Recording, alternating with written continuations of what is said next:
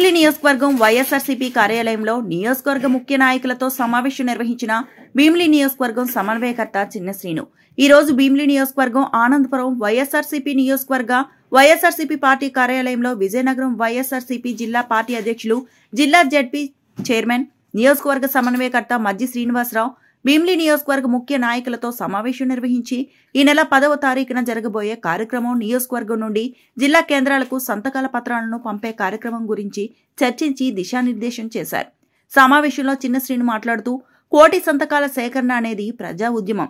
ఈ నెల 10వ తేదీన రాష్ట్ర వ్యాప్తంగా నియోజకవర్గ కేంద్రాల్లో కోటి సంతకాల సేకరణ పత్రాలు జిల్లా కేంద్రాలకు ప్రత్యేక వాహనాల ద్వారా తరలింపు జరుగుతుందని అన్నారు.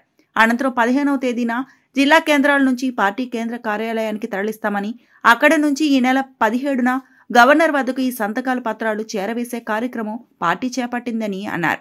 అందులో భాగంగా ఈ నెల 10వ తేదీన అనగా బుధవారం ఉదయం 10 గంటలకు తగరపువలస అంబేద్కర్ విగ్రహం దగ్గర నుండి వైఎస్ఆర్ విగ్రహం వరకు ర్యాలీ నిర్వహించి అక్కడి నుంచి జిల్లా కేంద్రానికి సంతకాల పత్రాలను పంపే కార్యక్రమం జరుగుతుందని, ఈ కార్యక్రమాన్ని పెద్ద ఎత్తున మీ అందరూ పాల్గొని విజయవంతం చేయాలని కోరారు.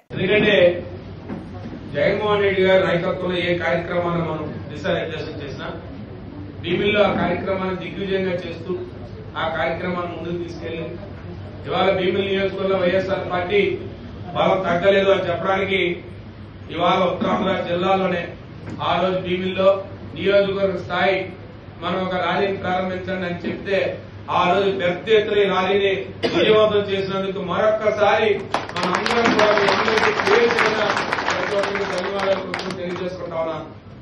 ఎందుకంటే ఒక కార్యక్రమాన్ని మనం మన నాయకుడు ఆదేశాలు ఇచ్చిన తర్వాత ఆ ఆదేశాలను మనం ఎప్పుడూ కూడా కొనసాగిస్తూ ఆ కార్యక్రమాన్ని ప్రజల్లో తీసుకెళ్ళడానికి ఈ ప్రభుత్వం చేస్తున్న ప్రజా వ్యతిరేక పరిపాలననే మరి కూడా ప్రభుత్వం చేస్తున్న కార్యక్రమాల్ని మరి ముఖ్యంగా జగన్మోహన్ రెడ్డి గారి ఆదేశాల మేరకు ఒక ప్రతిపక్ష పార్టీగా ప్రజల గొంతుకై ఆ కార్యక్రమాన్ని ముందుకు తీసుకెళ్తున్నాం. పేరున ప్రతి ఒక్కరికి ధన్యవాదాలు తెలియజేసుకుంటా ఉన్నాను. ఎందుకంటే ఈ కార్యక్రమంలో 2 ప్రధానమైన అంశాలు ముడిపడి ఉన్నాయి. ఆనాడు ఉత్తరాంధ్ర జిల్లాలో నర్సీపట్నంలో ఆయన ఈ కార్యక్రమాన్ని ప్రారంభోత్సవం చేశారు. కోటి సంతకాల కార్యక్రమాన్ని ఆ రోజు ఈ రోజుతో ప్రారంభమవుతుందని